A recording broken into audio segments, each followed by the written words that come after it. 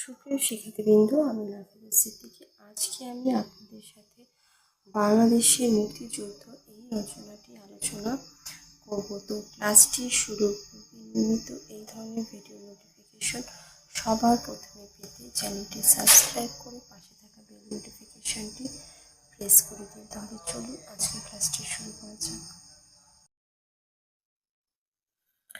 বাংলাদেশের মুক্তিযুদ্ধ ভূমিকা। বাঙালি জাতির সর্বাধিক গৌরবোজ্জ্বল অধ্যায় 1971 সালের মুক্তিযুদ্ধ। এই মুক্তিযুদ্ধ আমাদের জাতীয় কল্যাণ, সমৃদ্ধি ও উন্নয়নের প্রেরণা শক্তি। 1971 সালের 9 মাসের রক্তাক্ত সংগ্রামের মধ্য দিয়ে আমরা অর্জন করেছি স্বাধীনতার সোনালী সূর্য।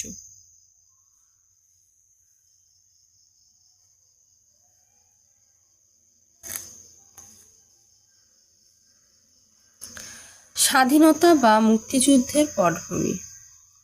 1757 সালের 23শে জুন পলাশী যুদ্ধে বাংলার শেষ স্বাধীন নবাব সিরাজউদ্দৌলা ইংরেজদের কাছে পরাজিত হলে প্রায় 200 বছর ইংরেজ ঔপনিবেশিক শাসক গোষ্ঠী এ দেশকে শাসন করে। এরপর দ্বিজাতি তত্ত্বের ভিত্তিতে 1947 সালে ভারতবর্ষ ভেঙে পাকিস্তান ও ভারত নামে দুটি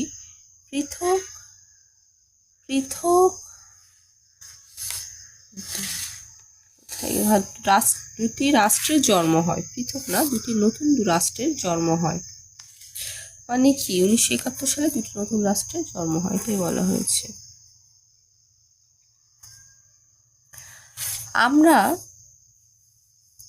স্বাধীনতার নামে নতুন করে পরাধীনতার শিকার হই। স্বাধীন হয় কিন্তু আমরা স্বাধীন হই না, আমরা পরাধীনই থাকি।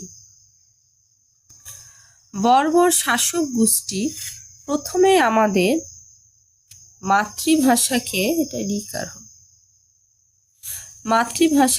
কেড়ে নেওয়ার ষড়যন্ত্র শুরু করে। এদেশের ছাত্র, শিক্ষক, জনতা তাদের এ ষড়যন্ত্র প্রাণের বিনিময়ে প্রতিহত করে। এই ধারাবাহিকতায় 1970 সালে সাধারণ নির্বাচনে পূর্ব পাকিস্তান আওয়ামী লীগ নিরঙ্কুশ সংখ্যাগরিষ্ঠতা লাভ করে। ক্ষমতা হস্তান্তর না করে আলোচনার নামে তারা কালক্ষেপণের মধ্য দিয়ে পশ্চিম পাকিস্তান হতে গোলা বারুদ ও সৈন্য সামন্ত এনে পূর্ব পাকিস্তানে জড়ো করতে থাকে। 1971 সালের 25শে মার্চ কাল রাতে বঙ্গবন্ধু শেখ মুজিবুর রহমানকে গ্রেপ্তার করে পশ্চিম পাকিস্তানে নিয়ে যায়। গভীর রাতে ঘুমন্ত বাঙালিদের উপর পাকিস্তানি হানাদার বাহিনী ঝাঁপিয়ে পড়ে ইতিহাসের বর্বরতম হত্যাকাণ্ড চালায়। স্বাধীনতা ঘোষণা ও যুদ্ধ শুরু।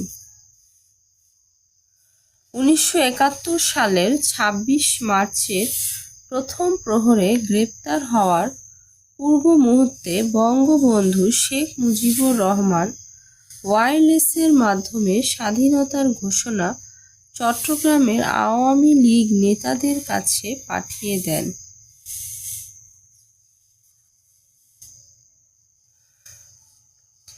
এরপর 27শে মার্চ বাঙালি সেনা কর্মকর্তা হিসেবে মেজর জিয়াউর রহমান বঙ্গবন্ধুর পক্ষে স্বাধীনতার ঘোষণাপত্র পাঠ করেন। আর এভাবেই স্বাধীনতা যুদ্ধ শুরু হয়। এদিকে 1971 সালের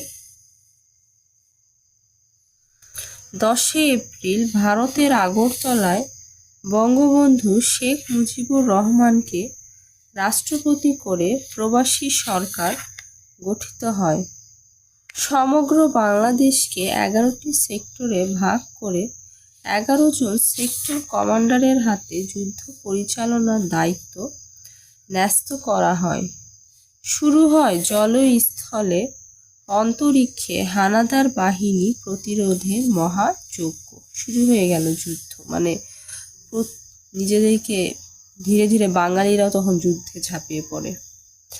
ভারতের সহযোগিতা ও স্বীকৃতি প্রদান। যুদ্ধ চলাকালীন ভারতেরা যেভাবে সহযোগিতা করেছে, বাংলাদেশের স্বাধীনতা যুদ্ধে প্রতিবেশী রাষ্ট্র ভারত সহযোগিতার হাত বাড়িয়ে দেয়। এ সময় ভারত মুক্তিযোদ্ধাদের প্রশিক্ষণ দান, অস্ত্র সরবরাহ ও মিত্রবাহিনী প্রেরণ করে হানাদার পাকিস্তানি বাহিনীর পরাজয় ত্বরান্বিত করে।